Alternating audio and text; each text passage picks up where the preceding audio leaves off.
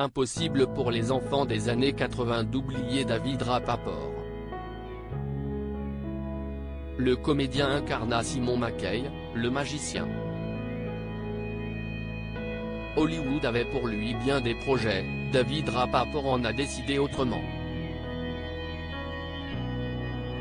Si est en 1986 que le magicien fait son premier tour, en apparaissant sur le petit écran américain. La série créée par Michael Berk, Douglas Schwartz et Paul B. Radin est diffusée en France 2 ans plus tard, à partir du 24 décembre 1988. Elle s'installe sur TF1, dont l'émission La Une est à vous, à l'époque présentée par Bernard Montiel. Comme la série Manimal, dont Simon McCorkindale était le héros, le magicien deviendra culte en n'ayant connu qu'un nombre limité d'épisodes. En tout et pour tout, la série multi-rediffusée depuis son arrêt, n'a en effet eu que 19 épisodes. Les enfants des années 80-90 n'oublieront pourtant jamais le héros Simon McKay, le héros. Ce dernier a la particularité d'être de petite taille, ce qui ne l'empêche pas d'être un inventeur de génie. Il conçoit des jouets pour les enfants, des appareils pour handicapés, et met également ses connaissances au service du gouvernement. Dans ses aventures, il est toujours secondé par Tilly Russell, Fran Ryan, sa femme de ménage ronchon au grand cœur, et par le séduisant Alex Jagger, Douglas Barr, un agent du gouvernement chargé de la protection de Simon. Le trio combattait ainsi le crime et défendait la veuve et l'orphelin. En secret, David Rapaport combattait une terrible dépression pour incarner le magicien CST, l'acteur britannique David Rapaport qui avait été choisi. Devenu l'une des coqueluches d'Hollywood, l'acteur des 1,19 m avait pris grand soin de cacher à tous qu'il était en guerre depuis toujours contre la dépression.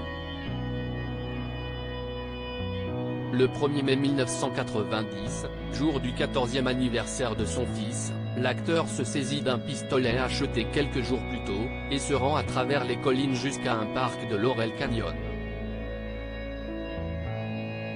Selon son cousin Frankie Lee qui témoigna longuement dans le Los Angeles Times, l'acteur a choisi l'un de ses endroits préférés. Dans une petite clairière au fond du parc, il s'est allongé face à la cime des arbres, et s'est tiré une balle en plein cœur.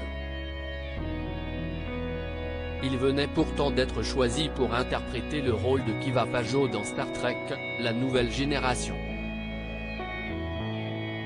Certaines scènes avaient déjà été tournées, et ont dû être refaites avec l'acteur sélectionné pour le remplacer, Saul Rubinek. Son corps fut rapatrié au Royaume-Uni. Il repose au cimetière de Waltham Abbey dans le Sussex. Je n'avais pas la moindre idée qu'il était déprimé, a déclaré Marsha Goodman, qui avait travaillé avec David Rapaport sur Captain Planet, série animée dans laquelle il prêtait sa voix à un robot. Je suppose que si est le signe que c'était un très bon acteur car nous n'avons jamais vu transparaître cette souffrance dans son travail. Il nous parlait toujours de tous ses projets en cours, des scripts qu'il écrivait. Il était fiancé et prévoyait de se marier et il était si heureux. Son cousin révèle pourtant qu'avant de se donner la mort, Rapaport avait déjà effectué une première tentative. 2 semaines avant la date de son mariage, il avait garé sa voiture sur un tronçon de route caché et avait fait passer un tuyau d'arrosage du pot d'échappement à l'intérieur. L'acteur avait été retrouvé à temps et avait juré qu'il n'attenterait plus jamais à ses jours. Comme Hervé Vilches, le bien-aimé tatou de l'île fantastique, il a perdu son combat contre ses démons.